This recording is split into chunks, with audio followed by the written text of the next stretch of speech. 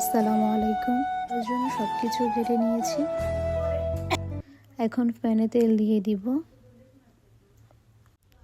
সাথে পেঁয়াজ কুচি, কাঁচামরিচ কুচি, রসুন বাটা, আদা বাটা দিয়ে দিয়েছি। সব কিছু একসাথে মিক্স করব। তারপরে লবণ, সব ধরনের সবজি দিয়েছি, সাথে আমেরিকান সবজিও দিয়েছি। সব কিছু একসাথে মিক্স করব।